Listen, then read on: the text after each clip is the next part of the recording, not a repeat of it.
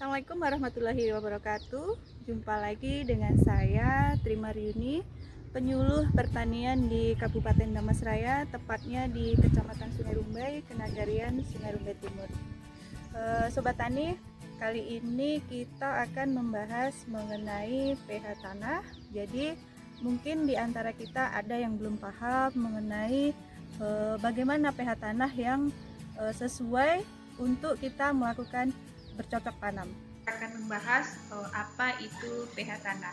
Jadi pH tanah adalah tingkat keasaman atau kebasahan yang diukur dengan skala pH antara 0 hingga 14. Jadi tanah bisa dikatakan asam apabila pH-nya kurang dari 7. Sedangkan di atas 7 itu bisa dikatakan sifat tanah itu bersifat basa. Jadi sebaiknya pH tanah itu adalah 7. Kemudian selanjutnya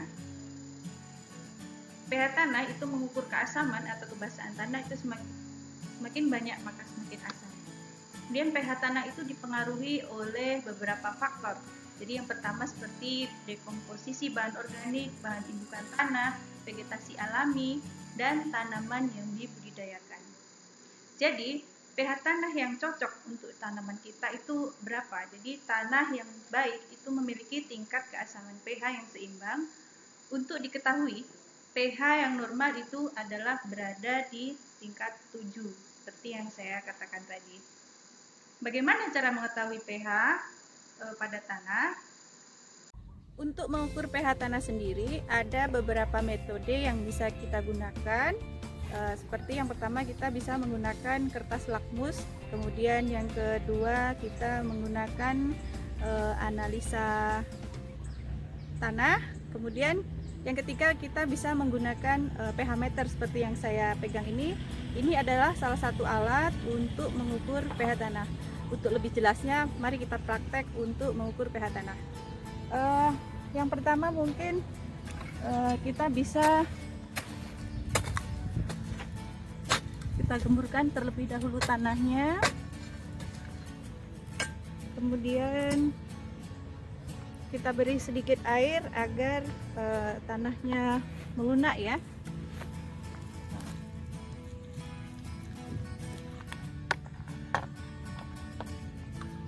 Setelah air terserap ke tanah, baru kita menggunakan alat ini.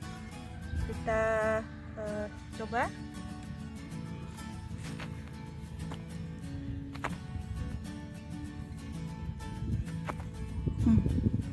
Bisa kita lihat di sini sudah keluar hasil pH-nya.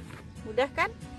Di sini bisa kita lihat pH tanah yang ada di sini adalah sekitar 5,5. Jadi dengan pH segitu kita bisa melakukan perbaikan pH tanah dengan cara melakukan atau pemberian dolomit. Jadi ada beberapa yang bisa kita lihat di sini. Yang pertama adalah tujuan pengapuran sendiri adalah untuk menaikkan pH yang masam menjadi netral. Jadi bisa kita lihat pH yang netral atau dan asam itu ada standar yang bisa kita ambil di sana. Kemudian juga untuk menambah unsur kalsium dan magnesium. Kemudian pemberian kapur dapat dilakukan pada saat pengolahan awal, kemudian bisa juga pada saat setelah selesai pembuatan bedengan kasar.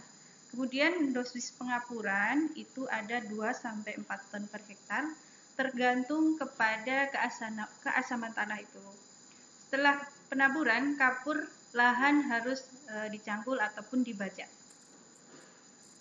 Bagaimana memilih dolomit atau kapur yang baik yang bisa kita gunakan? Memilih kapur atau dolomit yang terpenting adalah asli dan memiliki mesh atau tingkat kehalusan kapur itu lebih dari 80. Pemberian kapur atau dolomit yang benar, pemberian kapur diberikan sebelum penanaman minimal 21 hari sebelum tanam, sehingga kapur sudah bercampur dengan tanah dan akan menaikkan pH tanah mendekati netral. Demikian tadi informasi mengenai pH tanah. Semoga bermanfaat bagi kita semuanya. Tetap semangat untuk petani Indonesia. Salam pertanian.